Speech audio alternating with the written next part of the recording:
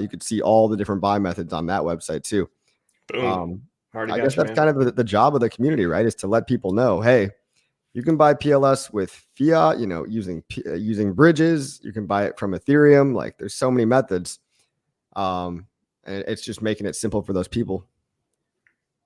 Yeah, the Pulse on the buy button on the Go to World DeFi, the Pulse button goes to Pulse Coin List. There's so many Nice. Pulse websites, Pulse Coin List. Yeah, because it gives you all the option. I really like the way they laid it out, and I'm trying to funnel people to like the easiest, fastest way. I know there's you went over a bunch of different ways to buy PulseChain and HEX and stuff too, but like when people, it's like this friction. I'm trying to like make it this frictionless process where if somebody wants to buy it, where's the quickest, easiest way they can buy it? And I love Coast, and I love the CST minting, and man, I hope we lock up a lot of liquidity there. So that's another way too. But like, what is the buttons? What is the minimum amount of buttons to get them in the ecosystem? I really think because Coast now offers direct PLS purchases, right? You don't have to mint the stablecoin. You can buy Pulse directly in your wallet. So that's a huge update. That takes a lot of buttons out of it. It's unfortunate that what a lot of crypto it has devolved into today is a bunch of people think that they own Bitcoin.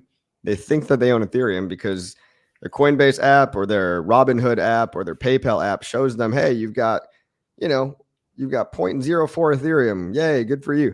It's not actually yours. You're not doing crypto the right way if you're holding it on centralized exchanges. So getting people into DeFi is required of you. You need to take that extra step and hold your own private keys if you want to be exposed to the opportunities on PulseChain. Now, that is a bit, you could say that excludes certain people that are really, really lazy. But, if you really are that lazy, maybe the gains just aren't for you, and you can buy when it is listed on Coinbase. You can maybe just go buy that fake PulseChain over there, when it's 100x higher. But take the little bit of extra effort to learn how to do a 2 or 3 step process rather than it's not going to be download Coinbase and buy PulseChain. That's not going to be out for a while. That's going to take 5 to 10 years, in my opinion.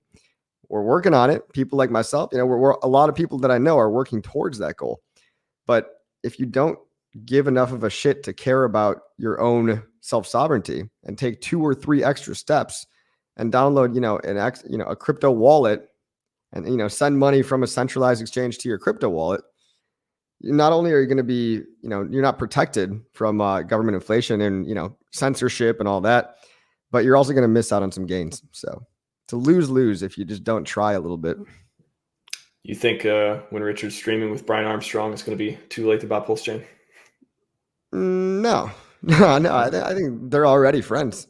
I think Ben Armstrong and Richard have streamed together, haven't they, in the past? No, Brian Armstrong, not Ben Armstrong. Oh, Brian from Coinbase. I was like, wait, how did I miss that? Where did Coinbase guy? Here's the funny thing is like, Brian Armstrong is aware of Richard Hart. Like, all these guys in the industry have heard of Richard Hart, but because he doesn't align with like the suits and ties, which a lot of it is just, new centralized banks masquerading and putting up a facade of, hey, we're crypto, but they're not really, Well, their whole thing is, they're responsible to shareholders, and they're going to do all the things that line up with that. So I fully expect them to embrace people like Richard and otherwise true DeFi when it's advantageous, because there's moments when it is, moments when it's not. Even though we know it's the good stuff, a lot of people don't like it. They don't like magician hat stuff. They don't like real DeFi. They want somebody to hold their keys, or it's not that that's even possible, but it's like that the whole concept of keep my crypto safe. Like they want that. They don't want to be self-sovereign, so they're not going to associate with ideals that aren't part of the I do see certain companies, namely Coinbase and Binance, they kind of have one foot in each world. Coinbase listed they have their Coinbase wallet, which is a truly DeFi wallet. Now, we don't know if there's any backdoors. It wouldn't surprise me. I don't use Coinbase wallet, but they claim to be truly decentralized. And Binance Smart Chain, I think they have a wallet, and I think they've got all their DeFi stuff is on Binance Smart Chain, but that chain is entirely owned by Binance, the company. So they're doing like this quasi DeFi stuff. It's almost there, but they are trying to appeal and let people know, hey, all your yield farming stuff, all your DeFi stuff is here. Dude, it's just a matter of time. Like, imagine kids growing up today. They don't know anything besides the internet. It's just, this is second nature to, even millennials and Gen Z, like it's kind of second nature to us too. You know, if you're not used to it, it's a little tricky, but we grew up with digital online banking apps. A lot of boomers out there, you know, they're clever. They could figure it out. They just have to care enough.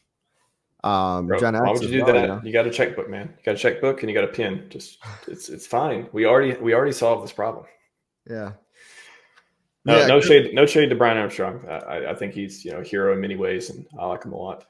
Even though, Right. you know, his whole, yeah, he took the stand on the woke stuff before and stuff too. I don't know if you saw much about that, but yeah, he was like, he sent an email to the entire company like, hey, when you're at work, focus on this stuff, like Oh, I not your remember. social agenda. Like I was like, man, you've gained my respect forever for doing stuff like that, holding the line. Yeah. Yeah. That's not a popular take in the tech industry these days. So, No. you know, Brian Armstrong, he is fighting for all of crypto. He's fighting for, and you want him to win his case too, right? Because even though he operates a centralized exchange, he has onboarded bajillions of dollars. That is an accurate term. I looked it up. It's bajillions.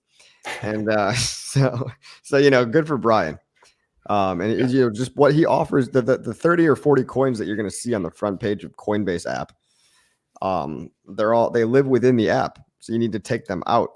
I think Brian would also agree. You know, yeah, if you want to do DeFi, he'd probably tell you get Coinbase Wallet and take your funds out of Coinbase and into Coinbase Wallet. I prefer other wallets like Rabby and Internet Money just because they are farther away from a big centralized entity. Yeah, I recently retweeted to your tweet about how to change the server RPC server on MetaMask. You know, for people still using MetaMask and still want to do that, I cannot imagine. Like I wish I did it years ago. I cannot imagine still going through Infura to do this. And it's super simple to do. And I have a video on the privacy playlist on the channel as well to do it. But yeah, I retweeted you talking about it because somebody actually asked me. Somebody put a comment in the video like, "Hey, how do I do this? Like, can you do a step by step?" I'm like, Coffee already talked about this. Let me go find it. So that's like another thing. That's a great point. Yeah, just change your default RPC for Ethereum at least. And I see you added some links to gorealdefi.com. Learn to earn. I did, man. I did learn to earn. I've been trying to keep it concise, but there's so many cool things I think people should know about. For example, privacy. Like if you go there, click privacy. You know, the first one, prevent MetaMask and Infura from spying on your crypto. Again, and I added the link to the tweet in there as well. But yeah, privacy, security, added that. I mean, onboarding's been there. Kind of changed a couple names. NFTs, just trying to like funnel people. Airdrop goes to the PulseChain airdrop. Just like I want people when they go here again, just to be like anything they can find to be useful to get into our ecosystem. Trying to be as objective as possible. Like if they click one of these links, they'll find what they need. And stats, for example, there are so many stats websites and data and resources, and I feel like I aggregated. There's like 50 of them on here. It's crazy.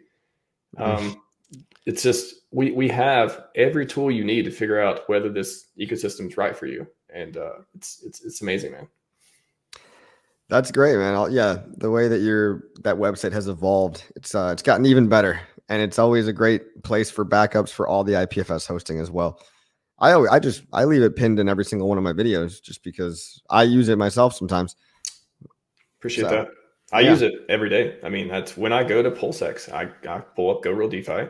I optionally, you know, I feel like I don't need to click it every single time, but anyone who's afraid of using it or whatever, click this. If it says okay, then it's okay. If it says failed, that means something probably stupid broke in the back end, but this will tell you whether it's secure or not, whether you're using the same site. Like I've went through this a million times. Yeah, true. I use it all the time. When I go to PulseX, when I go to Explore, and when I go to Bridge, obviously, like stuff like that. Yeah. So where does the HEX thing, does that just take you to hex.com on the right-hand side? Not this one. On the right side? No. Yeah. So lower. Under learn to earn?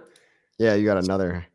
Yeah, so the HEX one just goes to like the learn to earn is basically if you want to get more information about it. So I'm trying to put together the most concise, direct source of person who wants to learn more about HEX. What is the place that will get them what they need to know and like get them into the process and learn about staking? The best link I found is Hex Scout now, hexscout.com/start, which will just an amazing how they put this together. And it can get you started on ladders or otherwise. Trackers as well. I was going to make a video about portfolio trackers. You've got gopulse.com, you've got hexscout.com. And my third favorite is fatty.io because that actually tracks all your yield farms, all your hedron. Honestly, Fatty is the most comprehensive right now, but Hex Scout is by far the most like user friendly. As long as you're not yield farming, like you'll see all of your portfolio. But I am yield farming, so I want to see more sometimes. But it's just the layout is it's just kind of beautiful to look at. So it is. Yeah, to look at everything, I agree. Fatty.io is the best. And then to look at hex stuff, to look at stakes and figure out, oh, can I end it? It's going to kill me in gas fees to end it on ETH, for example. How many do I have? What's coming up? Like all that is, Hex Scout definitely for the hex portion of it. And they may be adding some. Somebody asked them about adding Watts stuff on there, and I was like, oh, they're not going to do that. And then they responded with, we're working on some other stuff. And like as a positive note, I think they may add some Hedron and ICOSA and therefore Watts stuff on there too at some point. So that's going to be amazing to be able to track even the yield bearing NFTs and stuff on there. It'd be pretty cool. Yeah, that's great. Yeah, definitely. Yeah, this is the best for the hex stakes. It's basically the newer, better staker app. Yeah. And then, Coffee's videos used to be the one on PulseX. Sorry, Coffee, you're now on a playlist though. No, you've been moved to number 2. The king is the only one beating you, so I hope that makes you feel better. Sense. The king, it's got 20K views. For some reason, this video got 20K views. I guess people just wanted to hear Richard explain the PulseChain DEX. I guess it does sound interesting in a way too.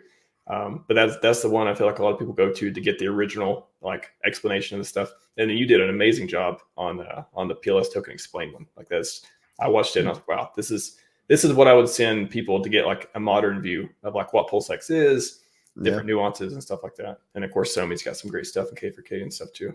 Yeah. Appreciate that. There's a lot of good resources out there, but finding it can be overwhelming. So for the new people, right, it's like, where do you start?